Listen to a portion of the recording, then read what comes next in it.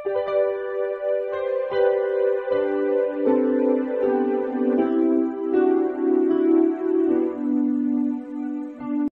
Students, প্রথমেই UK educational টিপসের পক্ষ থেকে তোমাদের সকলকে স্বাগত জানাই। কল্যাণী ইউনিভার্সিটির 4th সেমিস্টারের বাংলা মেজর স্টুডেন্টসদের জন্য কোর্স স্কোর 402-এর কাব্যের রূপভেদ ও আধুনিক বাংলা কাব্য কবিতার মাইকেল মধুসূদন দত্তের বীরাঙ্গনা কাব্য থেকে 5 এবং 10 নম্বর মানের বেশ কয়েকটি ভেরি ইম্পর্টেন্ট কোশ্চেন আজকের ভিডিওতে আলোচনা করা হয়েছে। সুতরাং স্টুডেন্টস, তোমরা এই প্রশ্নগুলো ভালো করে লক্ষ্য করো এবং তৈরি করে নিও। এগুলি তোমাদের সেমিস্টার পরীক্ষায় বিশেষভাবে হেল্প করবে। প্রথমে আমরা 5 নম্বর মানের প্রশ্নাবলীগুলি দেখি। প্রথম প্রশ্ন হচ্ছে, তোমার বিচারে বীরাঙ্গনা কাব্যের শ্রেষ্ঠ পত্রিকা কোনটি? যুক্তিসহ আলোচনা করো। অথবা এভাবেও আসতে পারে, দশরথের প্রতি কৈকেয়ী পত্রিকার শৈলী বিশ্লেষণ করে একটি শিল্পকুশলতা দেখাও। এটা 5 নম্বর এবং 10 নম্বর যে কোনো মানের হিসেবে আসতে পারে, এটা তোমরা তৈরি করে রাখবে। নেক্সট প্রশ্ন হচ্ছে, কৈকেয়ী তার পত্রিকায় দশরথকে পরম অধর্মচারী বলে মন্তব্য করেছেন কেন? তিনি কি সত্যিই অধর্ম আচরণ করেছিলেন? আলোচনা করো। খুব ভালো করে এগুলো তৈরি করে রাখবে। যে প্রশ্নগুলো দিয়েছে এগুলো যদি তোমরা করতে পারো তাহলে এখান থেকে ওই যে প্রশ্নই আসুন না কেন তোমরা অ্যান্সার করে আসতে পারবে। যাক, 3 নম্বর হচ্ছে, দুষ্মন্তের প্রতি শকুন্তলা পত্রিকায় শকুন্তলার রূপমুগ্ধতা ও আত্মনিবেদনের যে ভাবনাটি প্রতিফলিত হয়েছে তা আলোচনা করো। খুব ভালো প্রশ্ন।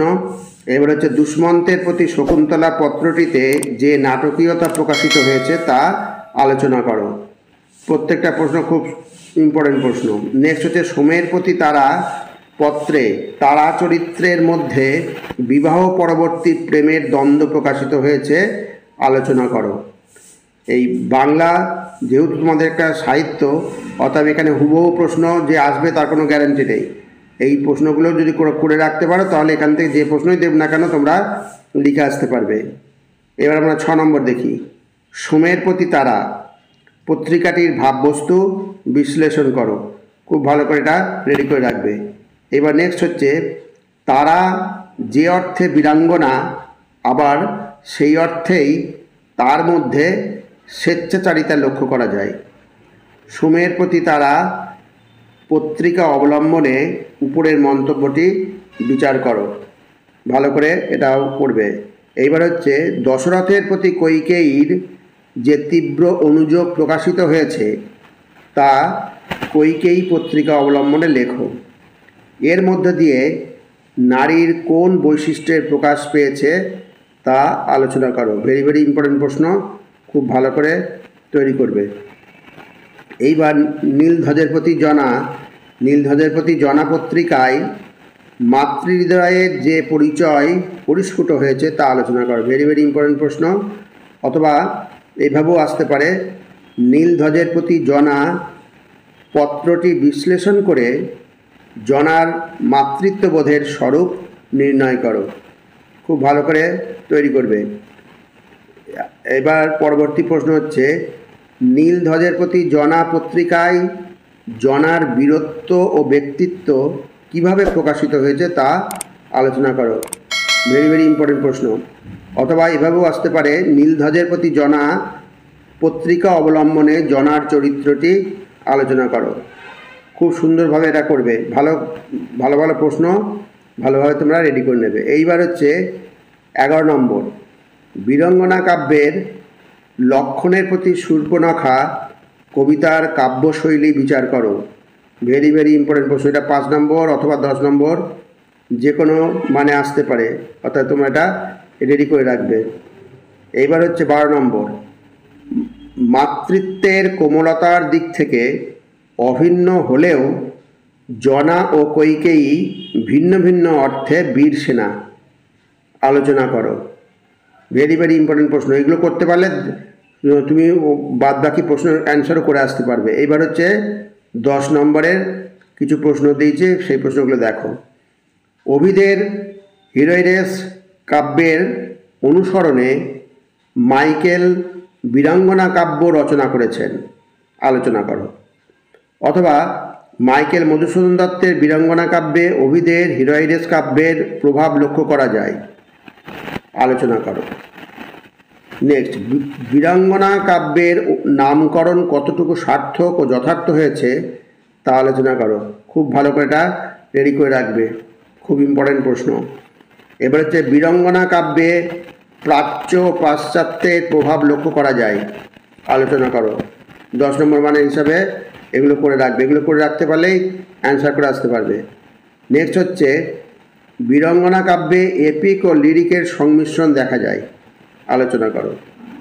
অথবা এভাবে আসতে পারে, এপিকের ওজস্বিতা এবং লিরিকের কারুণ্য উভয়ের মিলনে রচিত হইয়াছে মধুসূদনের বীরাঙ্গনা কাব্য, উক্তিটির যথার্থ নির্ণয় করো। এবার পরবর্তী প্রশ্ন আমরা দেখি 5 নম্বর, বীরাঙ্গনা কাব্যে যে নাট্যগুণ আছে তা আলোচনা করো। অথবা এভাবে আসতে পারে, বীরাঙ্গনা কাব্যত্বের সঙ্গে সঙ্গে নাটকীয়তাও আছে, আলোচনা করো।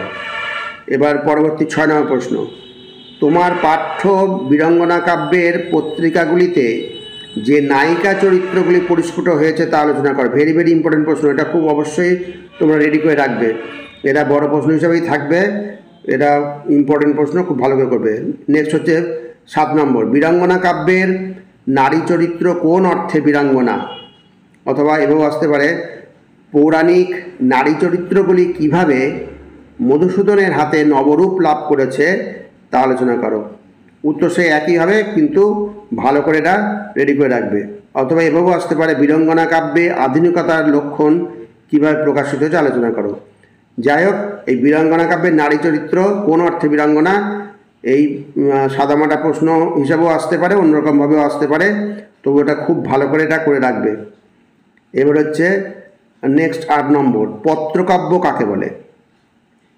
বৈশিষ্ট্যগুলি আলোচনা করে বিচার করো বীরাঙ্গনা কাব্যকে শ্রেষ্ঠ পত্রকাব্য বলা যায় কিনা।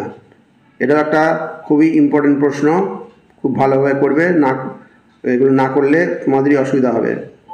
এবার হচ্ছে তোমার পাঠ্য কাব্যগুলির কাব্যশৈলী বীরাঙ্গনা কাব্যের পত্রগুলি অনুসরণে বিশ্লেষণ করো। ভেরি ভেরি ইম্পর্টেন্ট প্রশ্ন।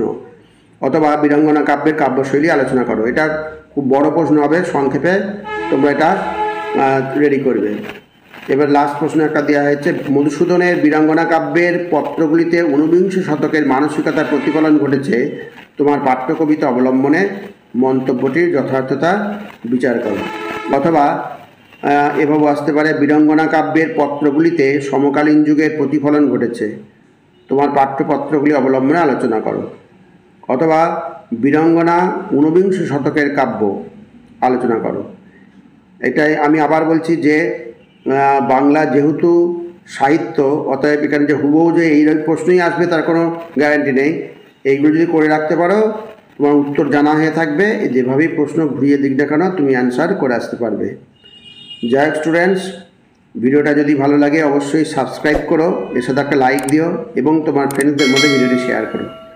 তাহলে স্টুডেন্টস আজকে এখানেই শেষ করি। তোমরা সকলে ভালো থেকো, সুস্থ থেকো, সুস্থভাবে পরীক্ষার প্রস্তুতি নিও।